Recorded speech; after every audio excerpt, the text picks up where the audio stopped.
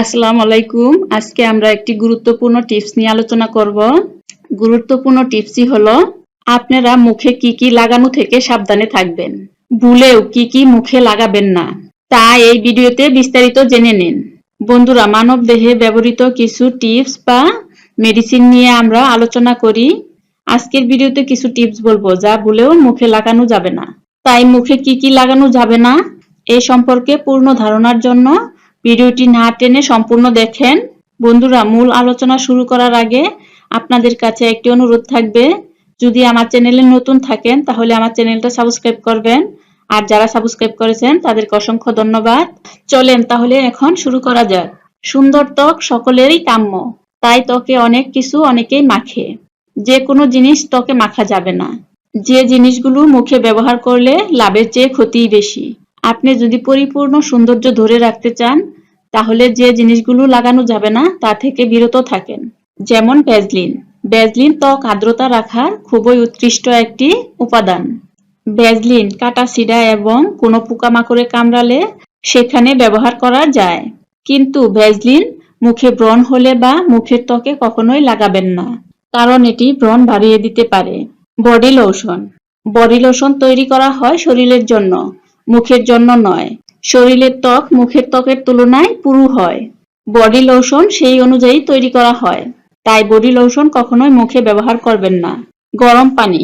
গরম পানি দিয়ে অনেকেই গোসল করতে পছন্দ করে বা গরম পানি দিয়ে অনেকেই মুখ ধুয়ে থাকে।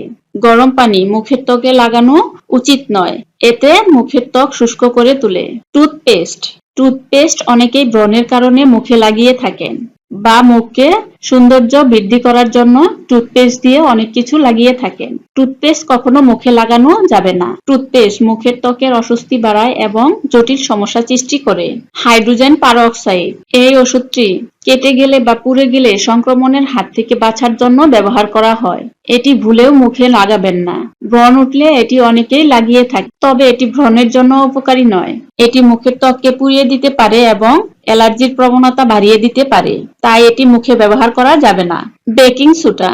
অনেকেই ভাবে বা অনেকেই মনে করে বেকিং সোডা ইউজ করলে শরীরের মৃত বা মরা চামড়া উঠে যায়। এটি একেবারেই ঠিক নয়। এটি ব্যবহারে শরীরের বা মুখের ত্বকের ক্ষতি হয় এবং মুখের আর্দ্রতা নষ্ট হয়। বেকিং সোডা ব্যবহার করার জন্য নিষেধ করেন বিশেষজ্ঞরা, তাই বেকিং সোডা মুখে লাগাবেন না। অনেক ধরনের নাইট ক্রিম আছে যা বিজ্ঞাপন দেখে বা মানুষের মুখে শুনে অনেকেই মুখে লাগিয়ে থাকেন, তবে এতে যে লাভ হয় তা ক্ষণিকের জন্য, লাভের চেয়ে ক্ষতি বেশি হয়। সারা জীবন আপনার ত্বককে সুন্দর এবং কোমল রাখতে চাইলে অবশ্যই এই নাইট ক্রিম থেকে দূরে থাকবেন।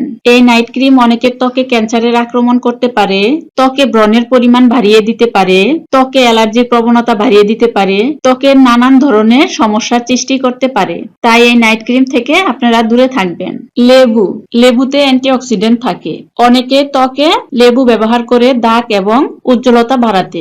লেবু অ্যাসিডিক হওয়ায় ত্বকের পিএইচ এর ভারসাম্য নষ্ট করে, তাই ত্বকে অ্যালার্জির প্রতিক্রিয়া বাড়ায়, অতিরিক্ত শুষ্কতা বাড়ায়, লালচে ভাব দেখা যায়, চামড়া ওঠার সমস্যা বাড়ায়। এ ধরনের সমস্যা ত্বকে দেখা দেয়, তাই সরাসরি লেবু না লাগিয়ে ফেস মাস্ক বা উপ্রানের সঙ্গে মিশিয়ে ব্যবহার করলে এর ফলাফল ভালো পাওয়া যায়।